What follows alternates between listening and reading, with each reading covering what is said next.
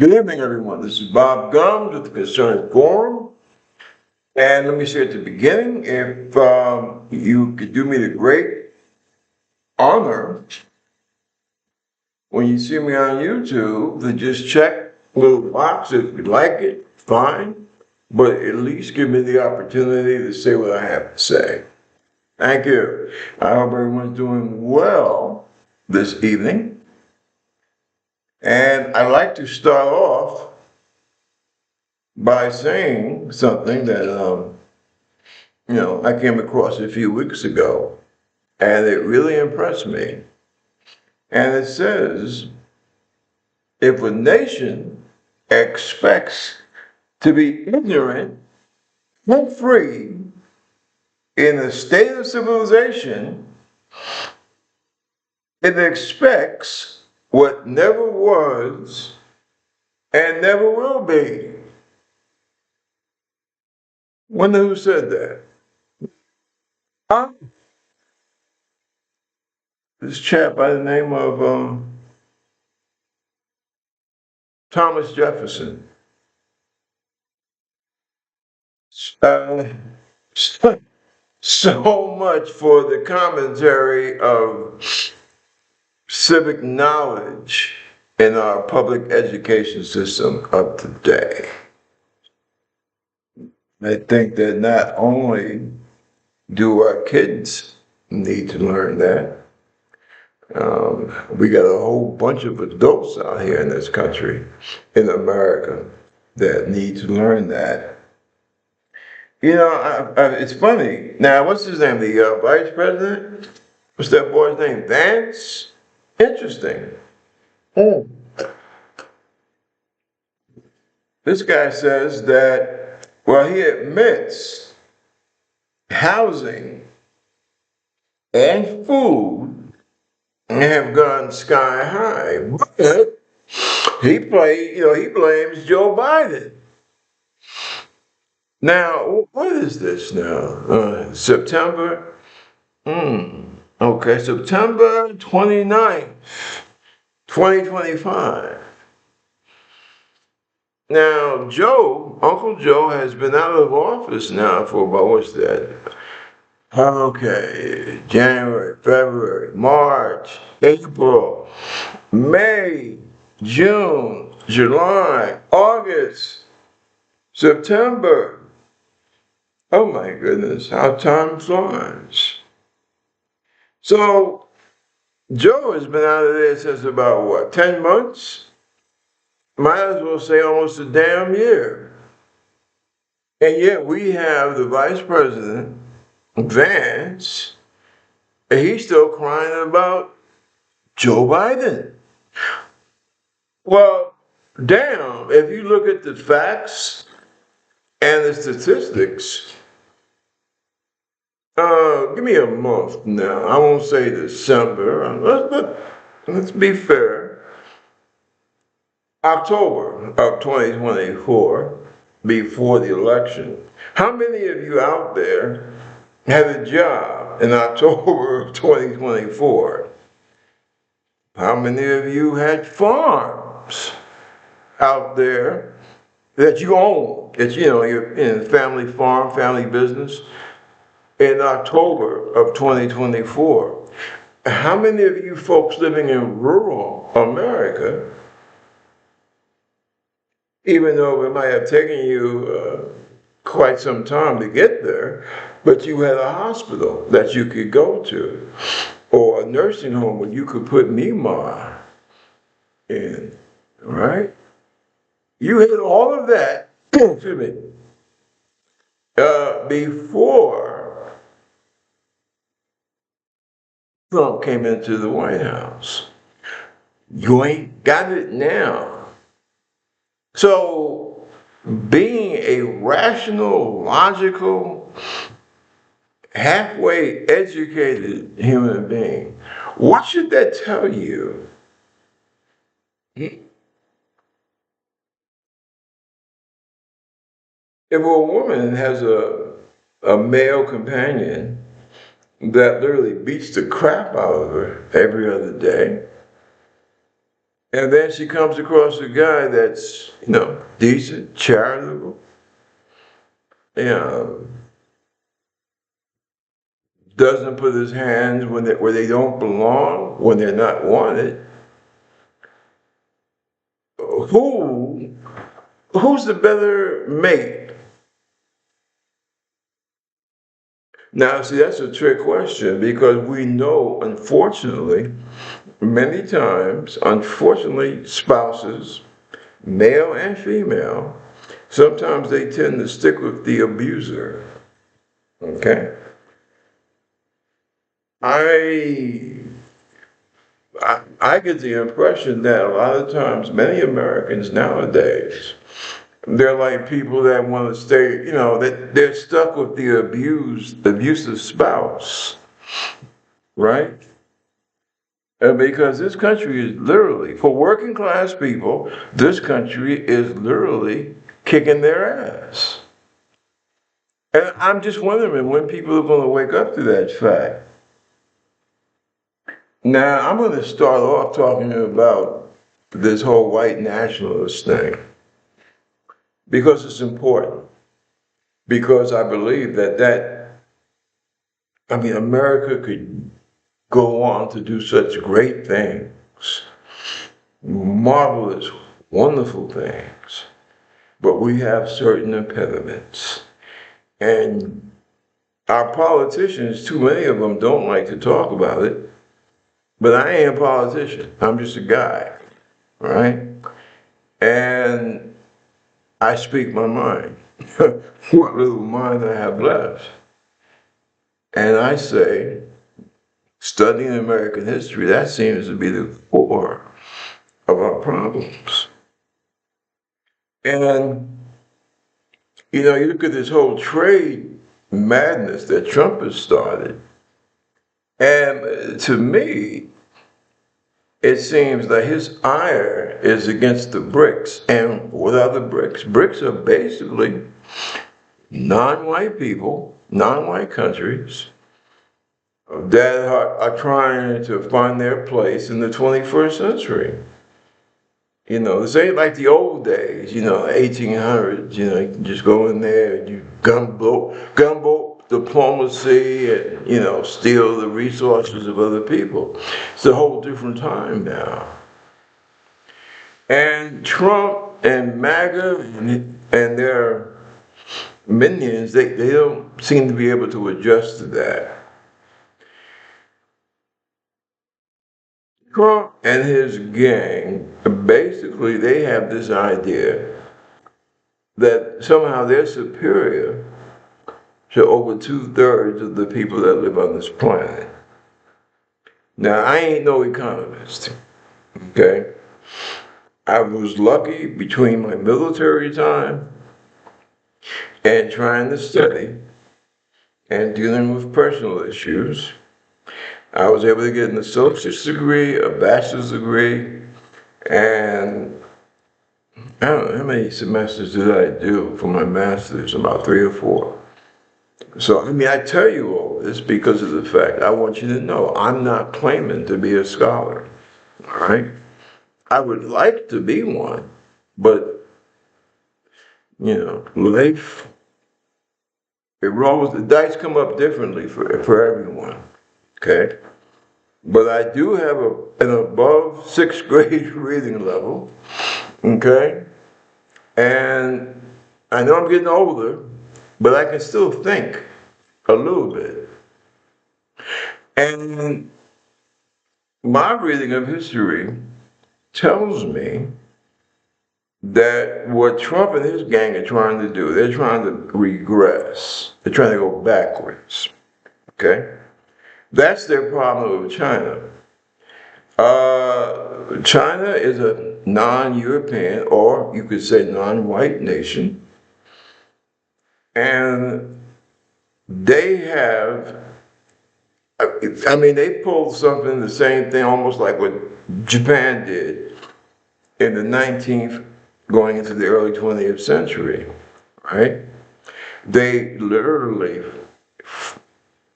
pulled themselves out of the Middle Ages into the modern world. And there are people in government, the people that we have running the show in American government now, that really, it doesn't, I'm not saying so much that it terrifies them, but it makes them irate. What's that little bastard's name? What's his name? Stephen Miller? You know, people like that, right? And they are really plugged into Trump's head. Which is something I wouldn't condemn my worst enemy to do, going inside Trump's head. But, you know, this whole racial dichotomy, see, and that's the problem with trade. Working class white folks in rural America, what would they do without China? Being able to send low-priced goods to places like Walmart, okay? Now, I've lived in the South, and I have seen working-class white people coming in with their pickup trucks and what have you. You know, the kids, a lot of them don't wear shoes. I'm not knocking that, because in some climates, right, in cultural thing, you know, you go barefoot or you wear sandals. And that's cool. And I see them marching into places like Walmart and whatnot, and they're able to get, you know, decent stuff at a very low price. That's because of China, because of the business that we do with China. And that's cool. But for some reason, Trump and his minions, I don't know, they find that to be so terrible. And I think it's based on this whole supremacy thing. You know, they want to be able to snap their fingers and have China jump. Now, listen, don't get me wrong. I'm an American, born and raised in America. Served in our military for almost 26 years in different branches. And I love the Constitution. I love the Declaration of Independence. But I'm also aware of our history. I think the main problem that many Americans who are in, you know, positions of command, let's call it that, right? The problem they have is that you have a non-white, non-European nation basically able to call a lot of their shots. Now, I know, okay, there have been issues, you know, African students in China, so on and so forth, right? We're human beings, okay? We have these kind of problems. But I'm looking at the big picture, the major picture, and that major picture is that this whole business about Trump and China is like, you know, it's like two people, right? Because if he can make a buck, if Trump can make a buck off of China, he will, okay?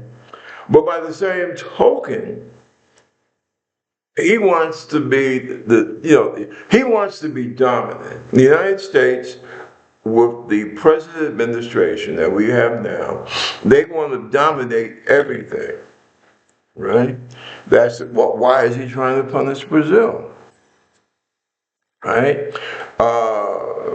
Why is he trying to basically punish South Africa? By helping to instigate a revolution in Western South Africa, led by an English national, right, who is a legal resident in South Africa. You know, so that's something else you need to check out. Remember, Trump was the first person I ever heard talking about a white genocide in Southern Africa, in South Africa. It came out of Trump's mouth. I'm in Uganda right now, and trust me, there's no genocide.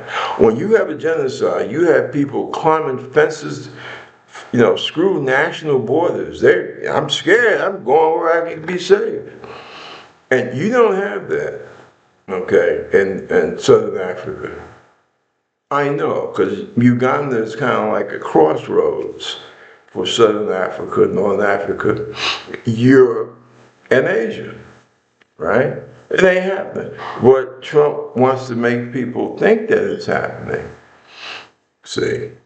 Because the idea of non-white people controlling their own governments, their trade, scares the living crap out of people like Trump who have that kind of mentality.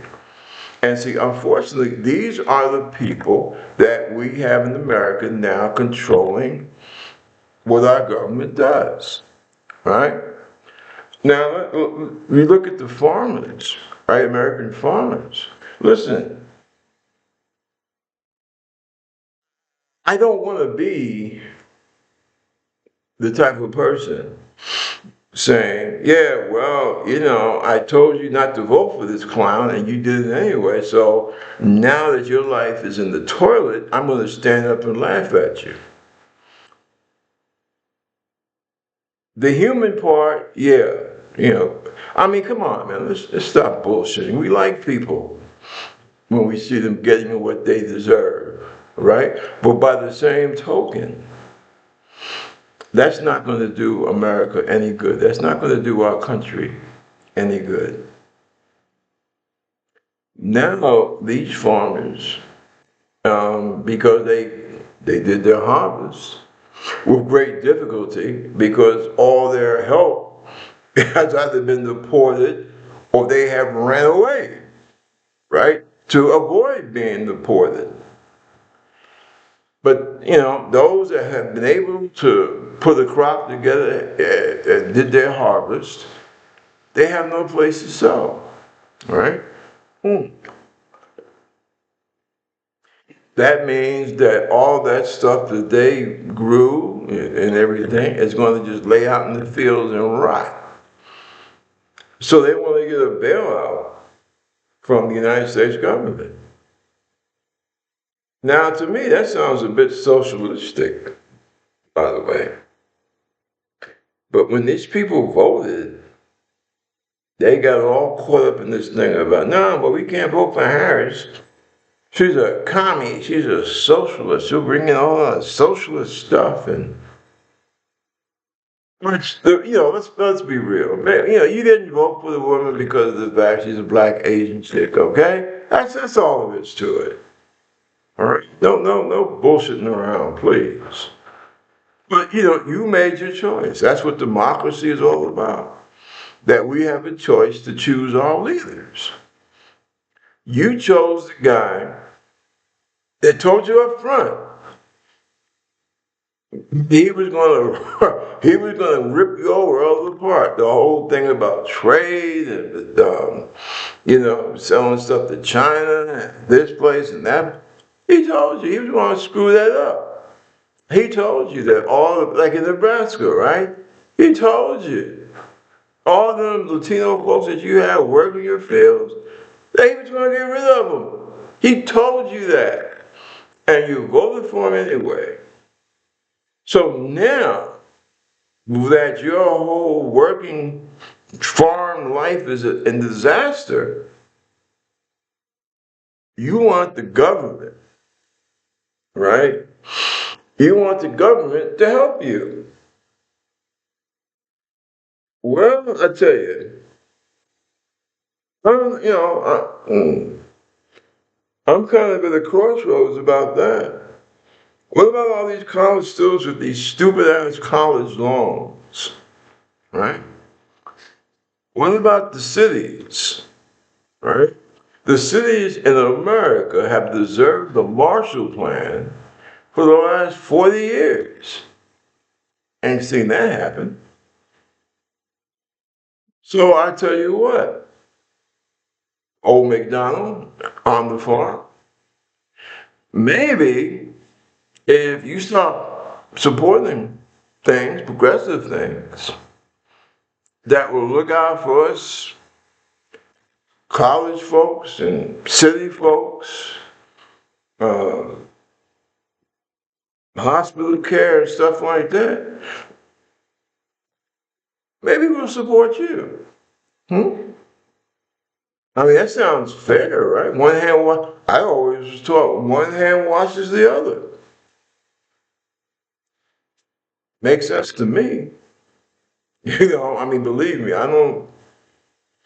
ain't nobody gonna ever tell you I was, Bobby Gumbs is a genius. But I do believe that if you want help from people, you have to be willing to give help. So much for our farmers. Now, I understand it was a shooting, terrible shooting, at a Mormon church. I believe it was in Michigan. I don't have all the details. I would just say that the right wing in America, they seem intent upon creating an environment of violence. So I don't think any of us should be surprised. Seriously, I don't. I mean, my God, what happened to them 10 black folks that their boys slaughtered? Church service, right? I don't recall anybody loaning an American flag to have mass for them. If I'm mistaken about that, please tell me. Or about those, I think it was 10 or 11 Jewish people in a synagogue that was slaughtered because the perpetrator felt that American Jewish people were too kind to immigrants. They didn't get no flag at half mast. But yet, the elected representatives, and even one or two folks on the liberal progressive New York Times, were making, what do you call it, peons? Not peons, P-A-E-O-N-S, if I'm not mistaken, tributes to this guy, Charlie Kirk. This West Point, a reject, that said that my mama's brain was somehow substandard in comparison to his. Now, there's going to come a point where a lot of these elected Republicans are going to try and present themselves, even to the black community, as some type of peacemaker, across the aisle, that type of bullshit. But yet these same jokers are the ones that said, yeah, like, put Charlie's face in the dollar bill and give him the Medal of Freedom and all this other BS and a moment of silence. Really? Now, I told you, I'm disgusted. And I'm a former Roman Catholic, and I'm extremely disgusted with the Catholic Cardinal of New York City, Cardinal Dolan, because he tried to equate Charlie Kirk with sainthood, canonization. Now, here goes the thing. This is where American ignorance causes problems with the rest of the world. Because I hope that Americans have realized that you don't live in the damn world by yourself, number one. Number two, you're 4% of the world's population. Number three, America does not produce everything that Americans need. Okay? So you're going to have to deal with other people, most of whom don't pray like you or look like you. See? I think I tried to make this point in the earlier video. What the hell happens right? I'm the prime minister.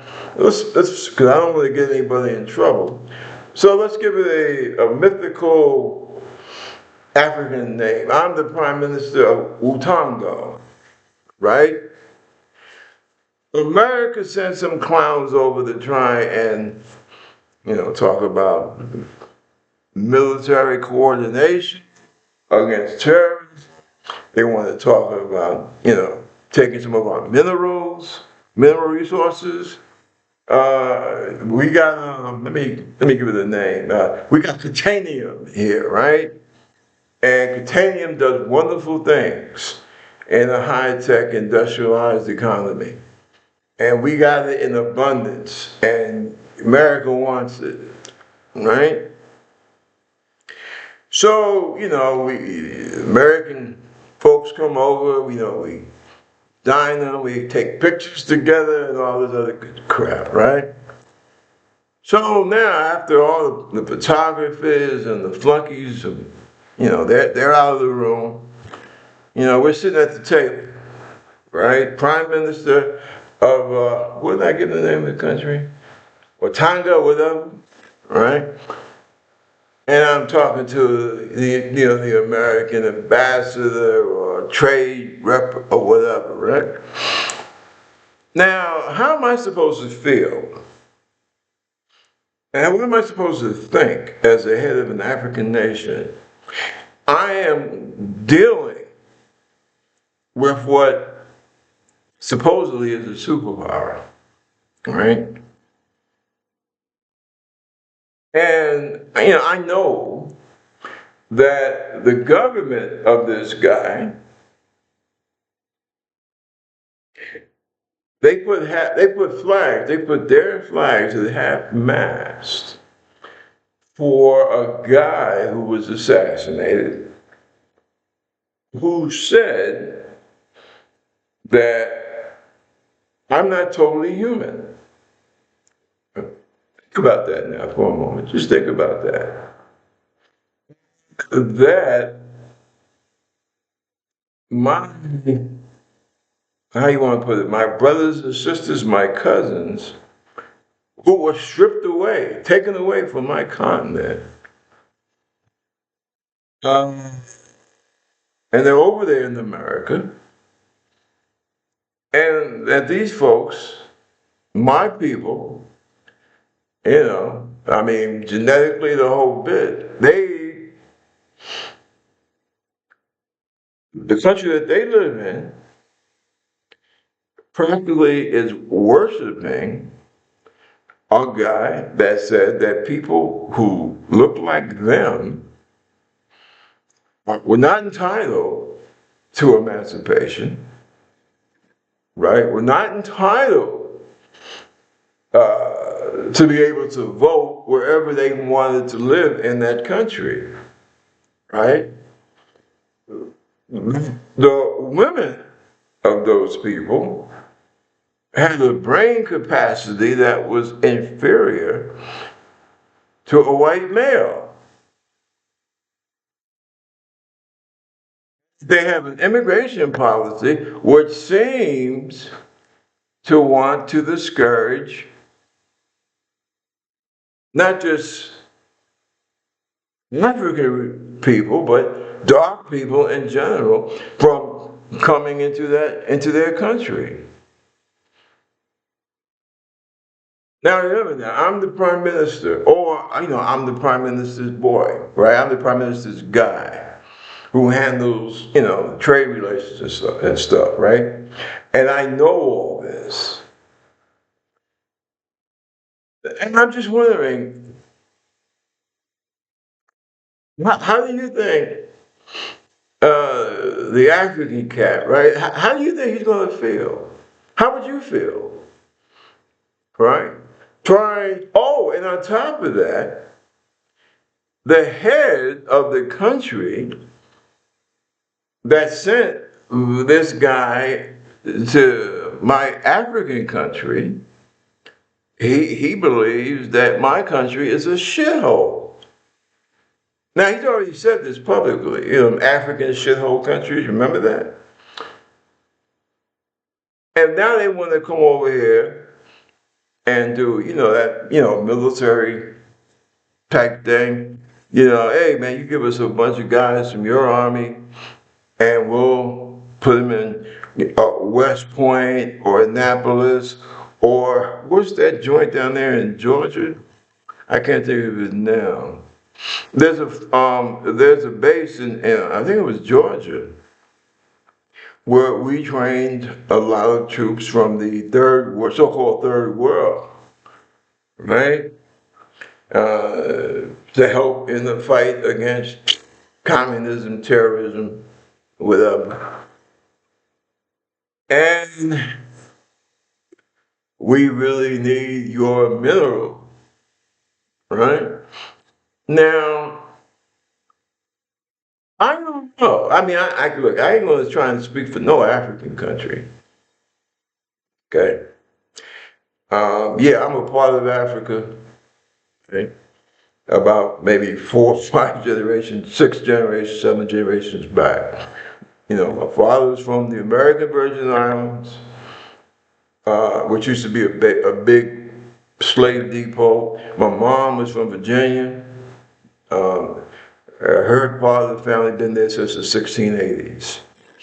So yeah, I'm African, and yeah, I have deep American roots, much deeper than Donald Trump, by the way. But staying on point, so I know that this guy that's here trying to do a deal, the whole diplomatic thing, right? Nice guy, polite, blah, blah, blah. But I know that his boss, the president, right, big chief in the United States, he says, oh, African countries are shithole countries. And from his behavior and from his comments over the last 10, 15 years, uh, as backwards and as intellectually slow as you might think dark people are, uh, we have pretty much figured out the fact that this guy thinks that, especially talking in terms of Africa, that we're about that much above the gorilla. Now, if you were that black dude, that African dude, sitting at the other end of the table, what would you do? What would you think? Mind you now, down the hall, you have this guy from China, right? And he's patiently waiting for the end of your conversation with the American guy who wants to do a deal. What do you think? What would you do? I find the best way to get down to the nitty gritty is just asking somebody, well, this situation, blah, blah, blah, okay? What would you do? What would you think? How would you react? I think I think that's in line with the best. And I'm not religious. I consider myself spiritual, but I think that that's in line with the best. Was the whole Judeo-Christian Islamic thing, right? Was it do unto others, so on and so forth? But what would you think if you are going to deal and do trade, make trade relations, military cooperation, so on and so forth? How you going to deal? How would you deal with somebody that thinks that you are hardly better than the average gorilla? Number one. Number two says that your countries on the African continent are a bunch of shitholes. You think about that. I'm not even going to give my own answer. I'm going to let you folks think about that one. But see, that's the kind of insanity that you have going on in our White House in America now. And see, you don't live in the world by yourself. Okay? This is the 21st century, right? I will say that people have to. It ain't about what you want. You have to learn how to at least get along and respect other people. It's just that simple. Hey, it's just like those, and I don't think that they are the majority, but those right-wing groups that you see cropping up with more frequency every so often, like in England, France, uh, Germany, Denmark, what have you. Hey, all you folks that claim you love Western civilization so much, tell me something. You love the Western civilization so much, but when you had your World War One, millions of deaths, right? You had no hesitation about going to Asia. You know, you had Vietnamese people fighting in World War One for France. And I'm not even in there. Oh my God. The heroism and bravery of Indian troops from India in World Wars One and Two. I mean, they're emblazoned in history. And Africa, oh, there's no way in hell the British Empire would have been able to hold the line, if not just for the Americans, but also for Africa, right? Seriously. And I see what they had some kind of anti-immigrant riot in Holland, the Dutch. That great empire. I'm a New Yorker, okay? What was New York? What was New York City? Amsterdam, right? I lived down the street as a matter of fact, I lived off of Amsterdam Avenue. Them Dutch names after they got rid of the Native Americans, after, the indigenous people. And Holland was able to build a huge commercial empire off of their East Indian and African, colonies. Who the hell do you think the Boers were? Right? I mean, my God. And now you're talking about, well, what to do with these immigrants, these darker people. Oh, goddamn, I wish you had kept that same attitude when you were building your empires. Don't take it the wrong way. I am a secret Anglophile, okay? I love Europe. I spent a lot of time in Europe through the military. I love it. I really do. But we have to, in this world nowadays, we have to start being honest, right? That's the problem. That's why America right now is crashing. Because we refuse to be honest about who we are and where we're from. All of us, see.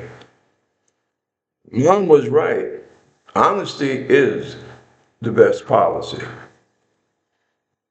And let me see now.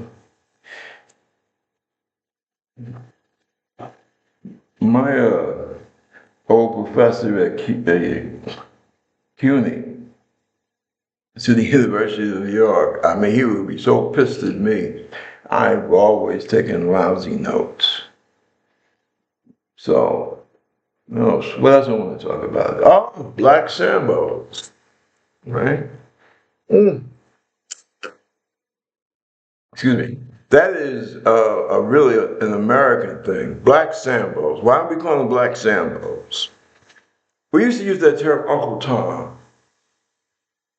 But if you really know the story of the book that wonderful lady, Harriet Beecher Stowe, wrote, called Uncle Tom's Cabin, And if you do a little investigating, you will come to realize Uncle Tom's, his problem, he was not a bad guy. As a matter of fact, he was good. He was too damn good. And he was rather naive, right? The real son of a bitch was Sambo, okay? Now, let me say in the beginning to my white American fellow citizens, because I know sometimes it's very easy for you to fall into this illusion, oh, well, they just don't like these blacks because they're Republican and conservative. No, that's not the case. And let me also point out to you, my white fellow citizens, that these so-called conservative blacks, people like Brian Donalds and Tim Scott, and that loudmouth that I don't know if he's still on ESPN or not. I really don't pay attention to that crap anymore. Stephen Smith, that lady that's running for governor of Virginia, they ain't your friends. You hear me? Understand that. These black Republicans of today, they are not your friends. Okay? And no, they are not good Americans. That's my opinion. And I will tell you why. Because if you're not standing up for the average working American, if you're not standing up for the right of free speech and free expression, if you're not standing up for how working class people have been victimized by this whole corporate thing, and basically been let down by, to a large extent, by both parties, then what the hell good are they?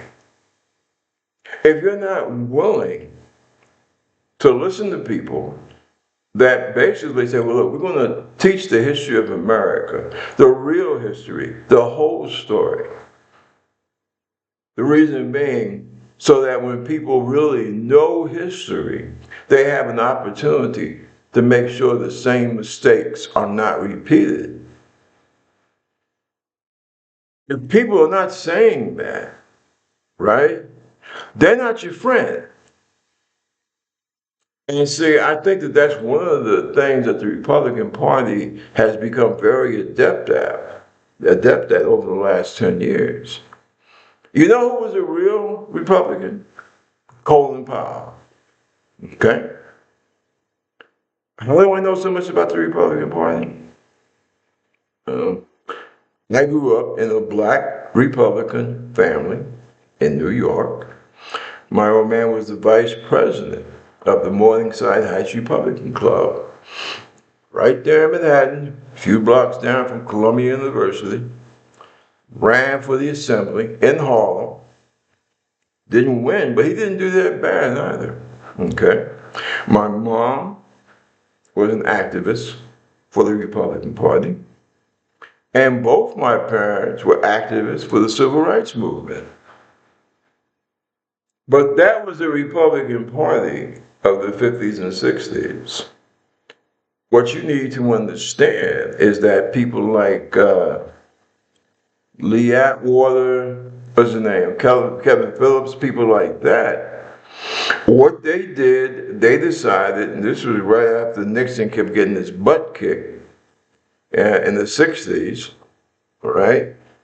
They decided that they would go and they would search out the most racist, sexist, bigoted people in the Democratic Party who were angry that Kennedy and Johnson had taken taken the Democratic Party away from the Klan, away from the racism, and said, no, we're in the 20th century now. We can't go backwards. It's a different world. There were Democrats, especially in the South, that didn't like that. Lee Atwater, Phillips, people like that. I think Pat Buchanan was also down with that. And they basically brought these people into the Republican Party to such an effect that what wound up happening, a lot of black Republicans, and you had a lot. In 1962, you had a lot of black Republicans, even going into the 70s. But over a period of time, they basically got most of the black Republicans, they got them out. They got them out of the Republican Party. Just like my mom, right? My mom got hip to that before my dad did. And then finally he got hip to that, especially after they moved from New York to Virginia. And they were warned by white Republicans in New York. As a matter of fact, I don't want to mention his name because I don't want to get his family in trouble, but the guy that was the original head of the World Trade Center, while he was still in the process of building, and who said that he would never work. He was offered a job with Giuliani and he refused to take it. His wife told me and my mom, look, you're going down south, those people are not Republicans. They are just racists. Okay? And she was right. And after my parents moved to Richmond, Virginia, they found that out for themselves.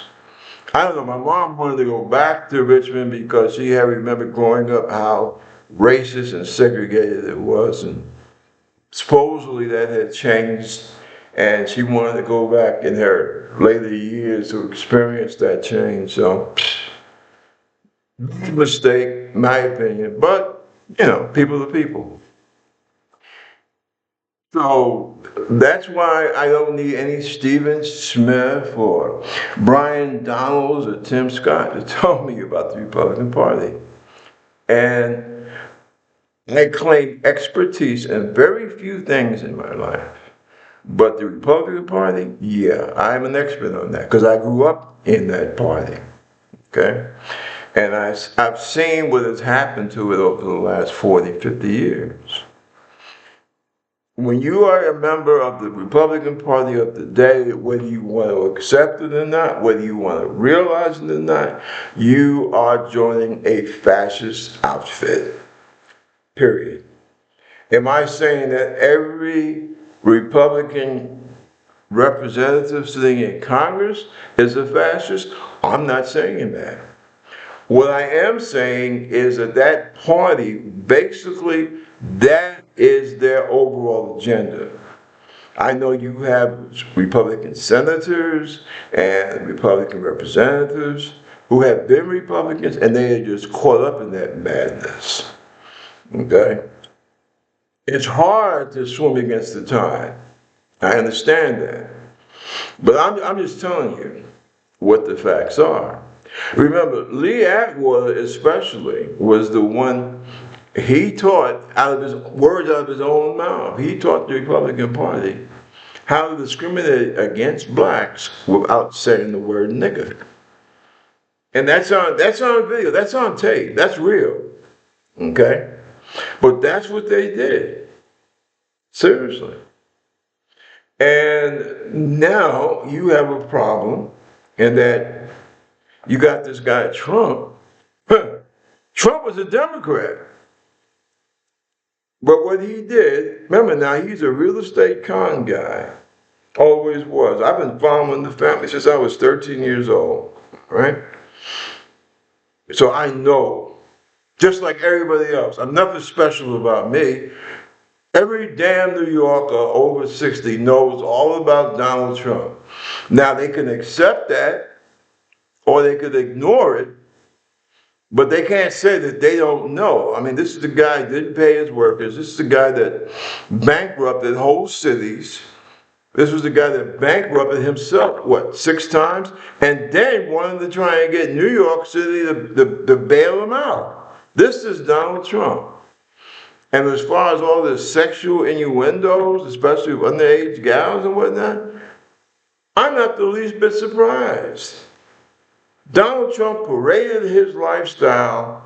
He rubbed it in our faces, in the faces of all New Yorkers, oh God, since at least the, mid-70s?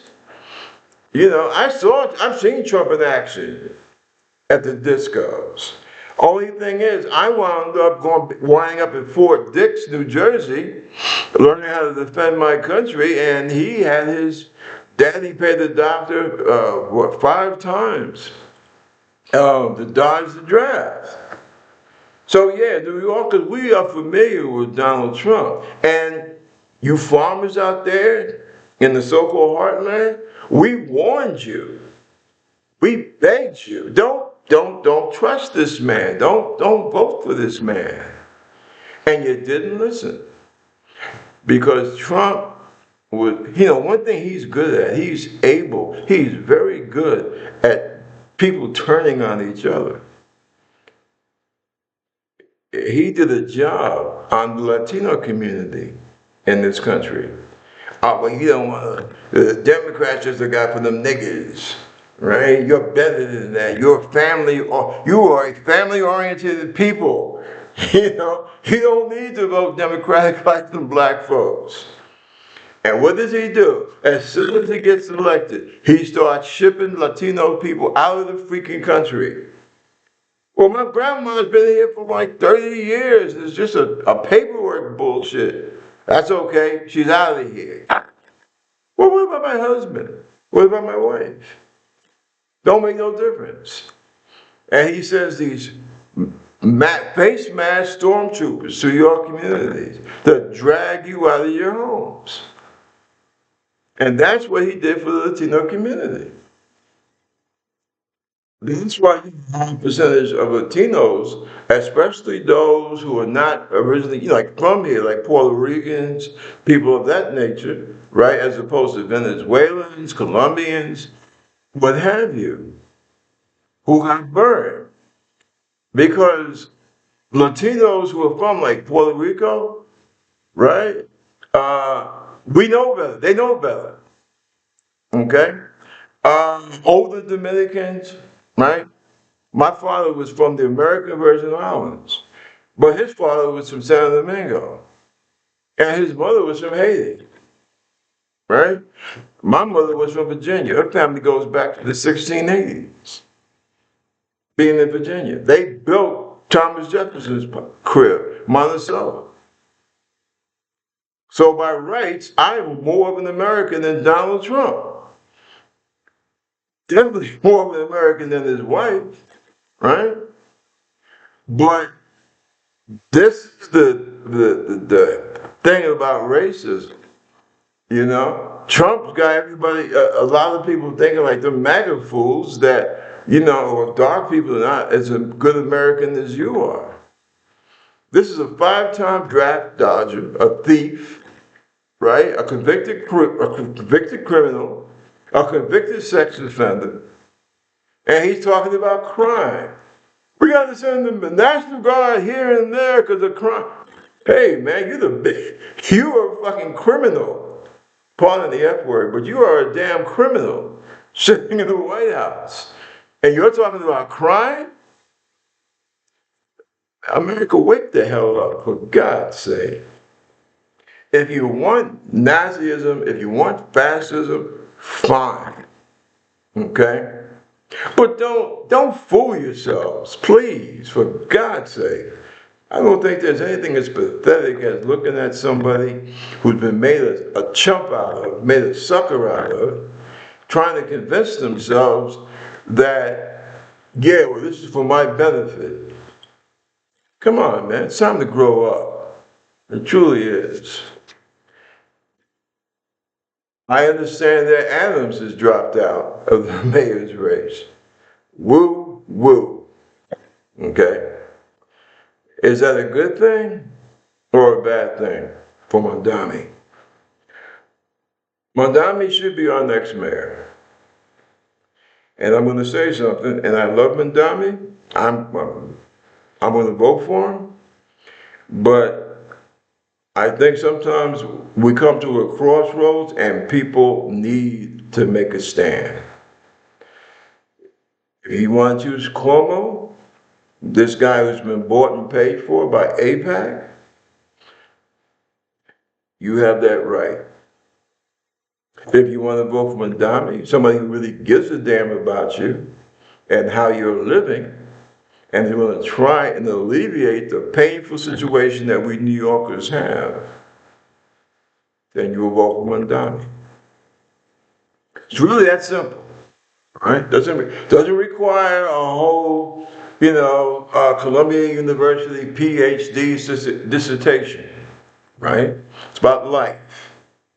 You're adults, okay? And I think it's time that the American people, not just in New York, but across this country, start acting like adults. Just like I live in the 15th Congressional District in the Bronx, that's where I'm registered to vote at. Richie Torres hasn't done the goddamn thing for the people of the Bronx. He has done well by AIPAC, right? Had me fooled for a good while, till I found out how much money he was getting from AIPAC, until I found out about his investments in these, war corporations that send their stuff to Israel to help commit genocide on the people in Gaza. We don't need that for representation in the Bronx. No.